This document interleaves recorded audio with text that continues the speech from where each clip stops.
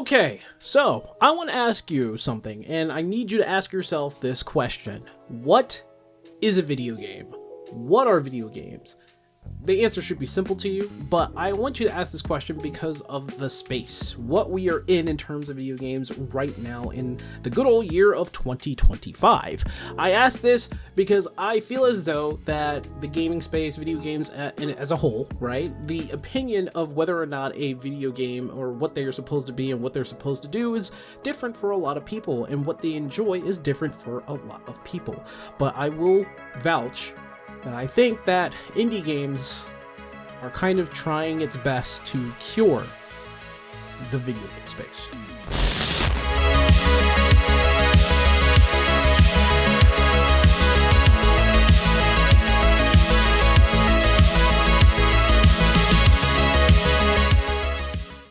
Hi, my name is Syncweaver, and you probably don't know who I am, but I am the Indie Observer just as well. I made this channel in dedication for indie games because I love indie games, and if you have not subscribed to the channel to hear more about indie games and want to review them or talk about them or spotlight them, well, subscribe, because I'm going to pay a lot more attention to this channel than my other one if you know that I also make Final Fantasy videos. So I've asked this question to some of my friends, what is a video game? And well, the simple answer is something that they can enjoy interactively, and that is generally what a lot of people answer with. It is an interactable thing that you enjoy, whether or not it's you're 3 or you're 77. It doesn't matter the age range.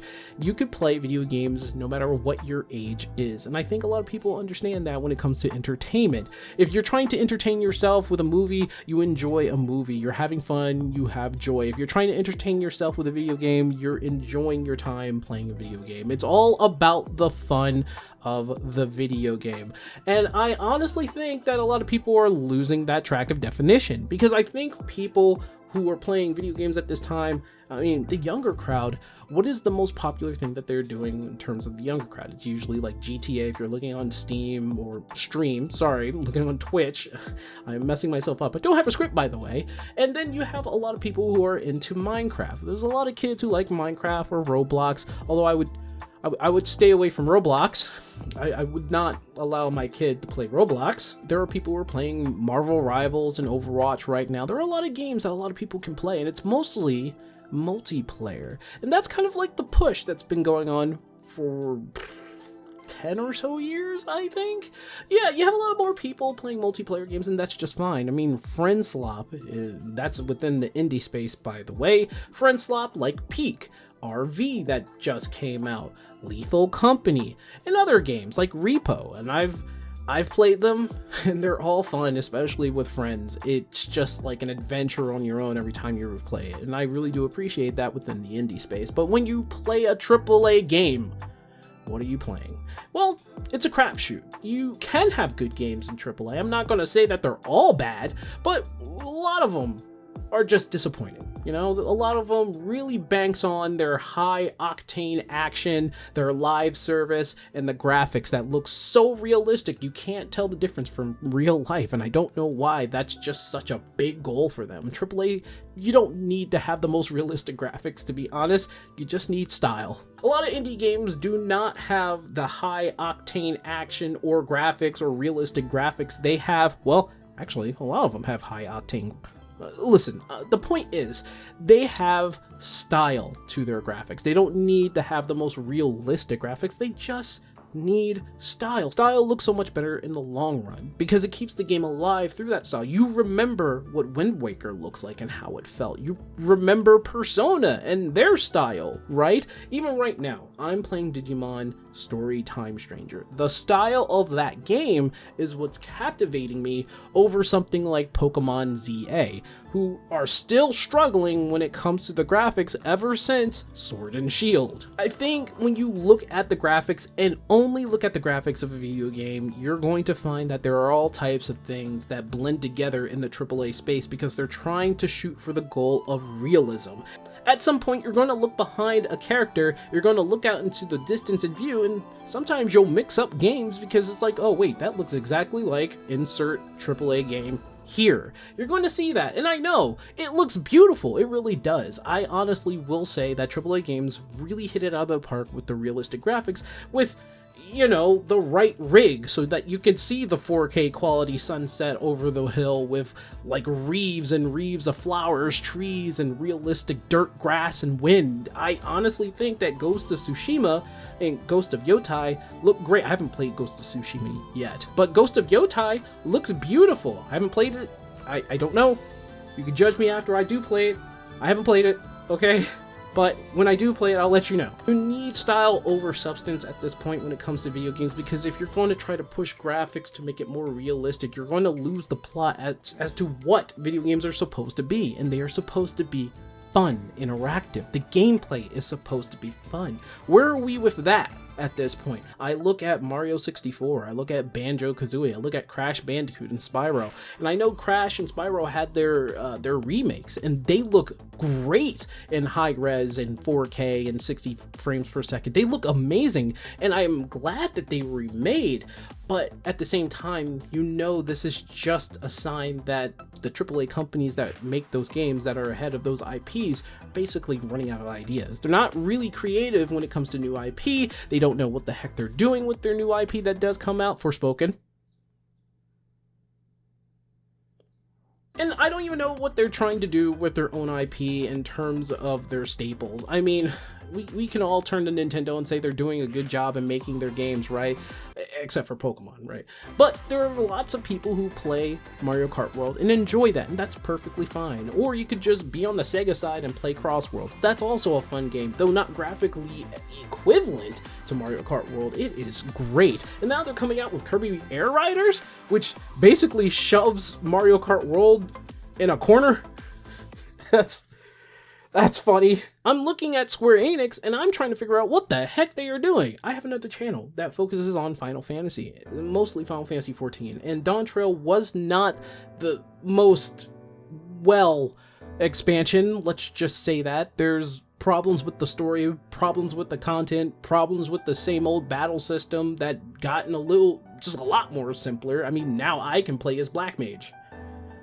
Jesus. But Square Enix have been on this path for a long time, not knowing what they really want to do with their IPs. And I mean, I really don't think they know what they want to do with their IPs. They recently came out with another mobile game, and you know how the East is with their mobile games. I mean, the East has been known to be very into gambling, so yeah, the gacha games is going to be a very popular thing. It induces that kind of poisonous mindset within a person, and I do believe it's poisonous. You can say that you do not mess with the gacha as well, and you're going to say, oh, well, the gacha's not interfering with the game. There should be no gacha, period. No gacha should be in the game, period. I don't think it should be there.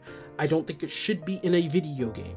I just don't like gacha. Yes, I'm biased against it, but the reason why I am is because I have a bad personality with it. I should never touch a free-to-play gacha game, ever, because of my bad personality. That's a lesson on me. I just don't think it should just be in the space anyway. No. I say this because they're coming out with Dissidia Duelum, which is basically another Dissidia game, for which they're going to insert gacha. It is in there, and it's going to be pay to win because you really need to roll for your own abilities. Ugh. I don't know if Square Enix knows what they're doing.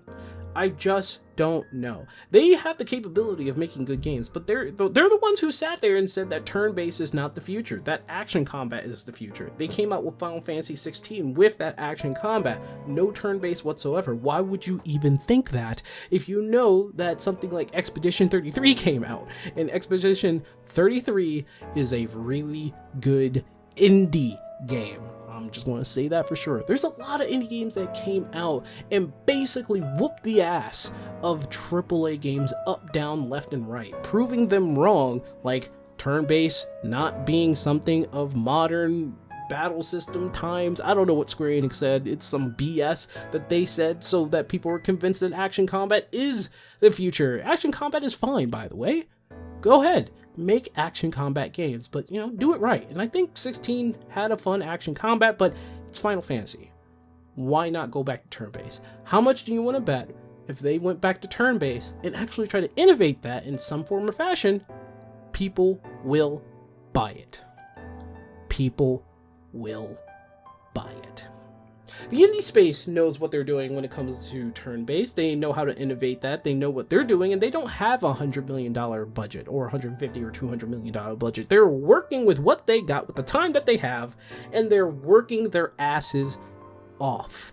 I like the fact that indie games will go out of their way to figure this stuff out and try to make a game that they want to play, not what numbers or trends try to say. They're not trying to follow the live service trend. They're not trying to follow the gacha trend. They're not trying to follow the trend of following a hero shooter or even other popular things that a lot of these kids get into nowadays. You know what I'm saying, old man? Just called myself an old man, I don't even know. I've played a ton of indie games, and I have not even talked about it on this channel yet. I want to try to focus on the newer indie titles that are coming out because there are tons and tons and tons. I somehow spoofed the algorithm for my Twitter so that it would focus on indie developers somehow, which is where I'm getting a lot of my information. If you find me on Twitter, it is the Indie Observer, and I do have a playlist, or should I say a folder?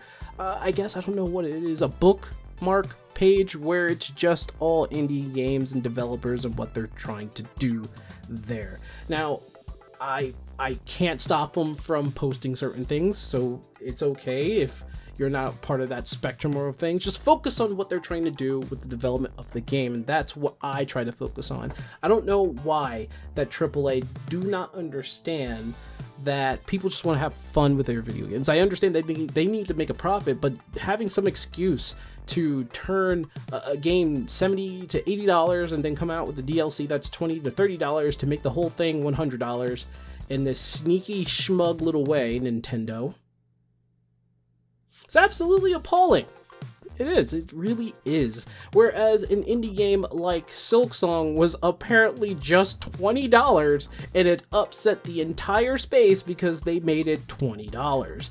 And you know what? That is probably something I should look into and talk about just as well. That's kind of an old story anyway, that Silksong was just $20, and they knew what they did when they came out with this phenomenal game. Now, it's hard. Yeah, I'm still currently trying to play it and get a 100% in the Silksong itself. I'm not that good at that game, but I love it. I really do. I loved Hollow Knight, and I like Silksong. I love Silksong, and I'm going to continue to play. There's a bunch of indie games that I want to introduce you guys to on this channel. I'll try my best to do so, but there are so many out there. Now, you guys can always give me suggestions to showcase around, and I will try to be more into it, to be more poignant, to try to be more responsible when I tell you, hey, I have a Discord where you can go to and talk about this stuff or suggest indie games, or you could do that in the comments down below where you can suggest indie games, and I will take a look at it and see if I can review it.